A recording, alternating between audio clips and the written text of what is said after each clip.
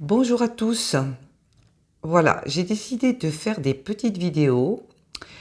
Euh, à la base, pour tous ceux qui me connaissent sur ma page Facebook, La Côte Amorine, je suis magnétiseuse. Je travaille aussi avec la phytothérapie.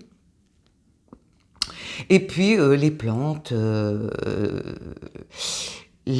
comment ça s'appelle? L'argile verte, dont je me sers beaucoup aussi pour mes animaux. Qui est très efficace. Enfin, bon, je vais essayer de vous donner des conseils que peut-être certains d'entre vous connaissent déjà. Pour tous mes amis de l'étranger, je fais donc sur YouTube, mais je vous le mettrai dans la description. Vous pourrez aller sur vos paramètres dans la vidéo où vous pourrez sélectionner votre langue pour avoir la traduction. Parce que j'avais pas envie de faire une vidéo en français, une vidéo en anglais, ça me prenait trop de temps. Donc il y a des traducteurs, hein, c'est pas fait pour rien. Donc voilà, vous pourrez mettre la traduction. Donc tous les petits conseils que je vais pouvoir vous donner pour vos animaux qui pourront peut-être éventuellement vous aider. Il est bien évident que ça ne change pas sur le fait que vous devez continuer vos traitements vétérinaires si vous en avez eu de prescrits, ou d'emmener aussi vos animaux chez le vétérinaire, bien sûr. Hein. Ça ne supprime pas les traitements vétérinaires, bien entendu. Ça peut être un complément, ça peut être un petit dépannage éventuellement quand le rendez-vous est un petit peu trop loin. Pour les choses qu'on peut traiter par les plantes, par les produits naturels, mais voilà, ça ne peut pas remplacer, bien entendu, une visite chez votre vétérinaire. Alors, je vais commencer, parce que comme on est en été, je voulais vous parler, donc je vais pas faire des vidéos très longues, hein, parce que tout le monde n'a pas le temps forcément de regarder, donc je vais faire des vidéos assez courtes, mais j'en ferai une à deux par semaine. Donc là, je voulais vous parler, comme on est en été, des crapauds. Voilà, les crapauds, des petites bêtes qui peuvent paraître inoffensives, bien sûr, pour la plupart de nous, mais qui peuvent être extrêmement toxiques, voire très dangereuses pour vos animaux, pour les chiens, pour les chats. Souvent, vous avez le soir à la tombée de la nuit en été, hein, surtout quand il a plu un peu, ou sur des chaleurs lourdes, les petits crapauds, ou les gros crapauds d'ailleurs, parce qu'il y a toutes les sortes de tailles, qui vont un petit peu s'amuser dans votre jardin. Donc, ils sont extrêmement dangereux pour vos chiens et pour vos chats. Les crapauds ont des sortes de verrues sur la peau, qui sont des verrues qui sont pour eux leur système de défense. Sauf que ces verrues, elles contiennent un venin. Donc si votre chien ou votre chat lèche le crapaud ou le prend dans sa gueule, il est évident qu'il va avoir ce venin dans la gueule. Alors j'ai pris des petites, comment dire, des petites notes, hein, parce que j'ai pas une mémoire d'éléphant non plus. Nos petits crapauds qui paraissent sympathiques au premier abord le sont pas toujours. Hein. Donc il faut faire attention parce que le venin de ces crapauds peut créer des troubles cardiaques, de l'hypertension artérielle, une irritation des yeux, de la gueule, des œdèmes, etc. Donc il faut faire, soyez attentifs. Là, j'ai pas de trucs à vous donner, à part éventuellement faire un rinçage avec de l'eau, sans bien sûr que votre chien ou votre chat n'avale cette eau, hein, c'est-à-dire lui tenir la gueule en bas, et puis rincer avec un petit jet ou une petite seringue, de façon à ce que l'eau recoule. Mais le venin aura quand même atteint les muqueuses. Donc faites attention aux crapauds. Ça peut créer des troubles digestifs, donc de rythme cardiaque, ça peut être des atteintes neuromusculaires, convulsions, tremblements, etc., de l'œdème. Voilà, tout ça par l'action inflammatoire du venin de crapaud. Donc faites attention, soyez attentifs quand vos petites bébêtes sortent le soir, qui ne tombent pas forcément sur un crapaud, parce que ça pourrait être embêtant. Ensuite, je voulais vous parler de l'argile verte. Je pense que beaucoup d'entre vous connaissent l'argile verte. Donc vous en avez en vente un peu partout, dans les pharmacies, vous en avez sur internet, etc. Bon, moi j'en prends des gros paquets, là vous voyez, je suis à peu près à la fin de mon paquet.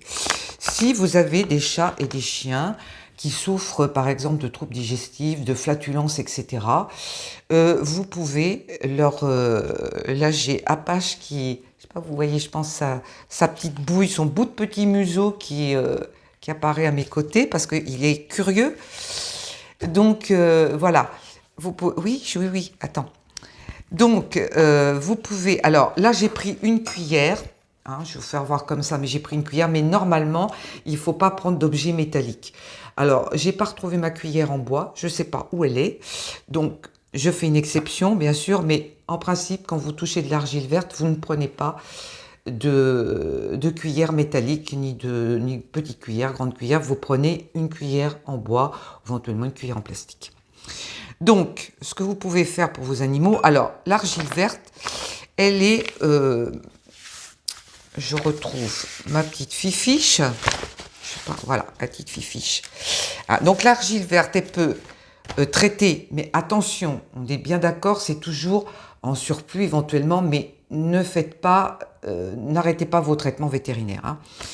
Donc l'argile verte, elle est à large spectre, c'est-à-dire que elle peut traiter certaines maladies de peau telles que l'épidermite, les dermites atopiques, la teigne, les maladies. Alors ensuite, elle fait aussi, donc comme je vous l'ai dit tout à l'heure, les troubles digestifs, donc les flatulences, les petites blessures qui sont localisées, hein, quelquefois quand, voilà, quand si vous n'êtes pas chez vous, si vous n'avez pas ce qu'il faut, vous pouvez toujours emmener un petit peu d'eau avec de l'argile verte, c'est vite fait.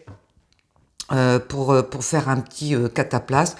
Et elle est très bonne aussi pour soutenir un organisme qui va être affaibli, par exemple, après une intervention chirurgicale ou pour une convalescence. Hein. Donc, et bien entendu aussi pour tout ce qui est problème rhumatismal, hein, les problèmes d'articulaire, d'arthrite pour vos animaux. Donc là, je vais vous faire voir pour le bois, enfin pour donner à boire pour vos animaux. Arrête, Apache! Et donc, mais vous pouvez aussi après en mettre dans un bol avec peu d'eau dessus, hein, faire une pâtée, que ça vous fasse une pâte homogène, et puis appliquer sur les zones douloureuses de votre animal. Donc, vous laissez pas ça très longtemps, vous laissez jusqu'à temps que l'argile commence à sécher, hein, et ensuite vous l'enlevez. Ensuite, vous rincez. Donc là, on va faire... arrête, Apache. On va faire un petit peu... J'ai des problèmes avec Apache. Il écoute pas des masses. Hein. Alors, pour tous ceux qui ne me connaissent pas, Apache, c'est un petit berger des Shetland. Voilà. Donc, je vais vous faire voir pour donner à votre animal... Alors, donc, comme je vous l'ai dit, hein, je le fais avec une cuillère en inox, mais vous ne le faites pas avec une cuillère en inox. Voilà. Il faut absolument que je retrouve ma cuillère en bois. Parce que, donc voilà, alors je sais pas, je pense que vous voyez, oui.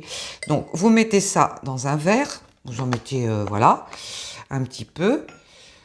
Vous prenez de l'eau. Alors vous pouvez aussi rajouter ce qu'on appelle de l'argent colloïdal. Hein, de l'argent colloïdal qui est un très bon produit, on en parle la prochaine fois, mais pour tous ceux qui connaissent, vous pouvez aussi le faire avec de l'argent colloïdal, qui est un antibiotique naturel. Et donc qui va un petit peu renforcer les bienfaits de l'argile. Hein. Mais si vous n'en avez pas, vous le faites avec de l'eau. Donc vous versez votre eau sur votre argile. Voilà, vous en mettez pas plus que ça. C'est pas la peine, ça sert à rien. Surtout que c'est quand même quelque chose que vous faites tous les jours pour avoir quand même un produit frais. Et puis donc ça, vous allez mettre ça toute la nuit. Vous pouvez mettre un petit film plastique dessus, film de cuisson, et puis vous allez laisser reposer l'argile toute la nuit. Et vous verrez que le matin, vous allez avoir une différence dans votre verre, c'est-à-dire que vous allez avoir une eau plus claire sur le dessus. Et c'est cette eau-là que vous mettez dans la pâtée de votre animal, ou sinon vous prenez une petite seringue, vous aspirez et vous le mettez directement dans la gueule de votre chien ou de votre chat. Alors, je dois avoir des... Mais ça, je vous le remettrai aussi sous la vidéo. Je devais avoir normalement les dosages, quoique De toute façon, les dosages, c'est pas bien grave parce que c'est pas bien méchant. Les dosages, je les trouve plus. Je sais pas où ils sont. Parce que comme j'ai eu un petit problème pour mettre ma vidéo en route, ça marchait pas. Donc tout est mélangé, c'est un peu le bazar. Voilà. Je sais pas. Pourtant je l'avais, mais je sais pas, je l'ai plus. Donc ça a dû se... J'en sais rien. Bon, c'est pas grave. De toute façon, je vous mettrai ça sous la vidéo. Vous prenez, je vous dis, soit avec une petite seringue, soit avec une cuillère en bois, etc. Et donc, ça va agir sur les flatulences de votre animal. Ça va faire un renfort immunitaire, surtout si vous rajoutez un petit peu d'argent colloïdal qui, lui, va faire effet un petit peu d'antibiotique, naturel, bien sûr. Hein. Et donc, pour tout ce qui est problème de peau, là, vous faites votre pâté, votre pâte homogène, comme je vous l'ai dit tout à l'heure. Vous prenez un bol, vous mettez votre argile verte, vous tournez avec votre cuillère en bois de façon à avoir une pâte homogène et vous laissez reposer minimum 1 heure. Hein, au bout d'1 heure, vous allez avoir voilà, votre pâte va être bien homogène et là, vous pouvez mettre sur des petits bobos, sur des petites blessures, sur tout ce qui est problème arthrose, arthrite de votre animal, jusqu'à temps que vous voyez que la pâte commence à sécher. Et à ce moment-là, vous rincez. Hein. Donc voilà, ça c'est des petites choses qui peuvent être toutes simples, qui coûtent pas cher et qui peuvent aider votre animal sur certaines petites choses faciles à régler temporairement, bien sûr. Hein, si vous voyez que ça continue, vous emmenez... Alors, pour les flatulences, vous avez aussi...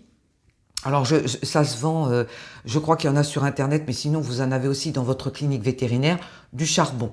Hein. Le charbon, votre vétérinaire vous donnera les dosages et qui est extrêmement bien aussi pour les chiens, les chats qui ont des gaz, qui ont beaucoup de flatulences. Ça peut arriver hein, selon la nourriture que vous donnez et puis selon aussi la digestion de votre chat et votre chien. Donc, vous pouvez donner ça aussi. Alors, tout à l'heure, je vous ai parlé des petits crapauds qui étaient toxiques. La prochaine fois, on parlera aussi des plantes et des fleurs que vous pouvez avoir dans votre jardin ou dans votre maison, qui elles aussi peuvent être toxiques. Et on parlera aussi des problèmes buccaux que vous pouvez avoir chez votre chat.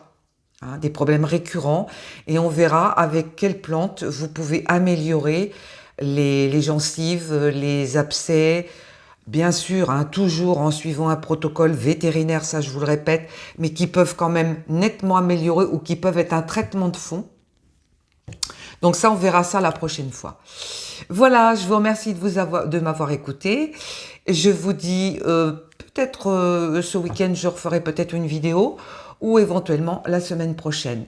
Je vous souhaite une bonne soirée à tous ou une bonne journée, tout dépend sur quel hémisphère vous vous trouvez.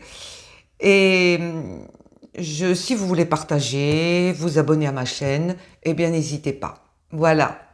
Bonsoir à tous, merci, au revoir.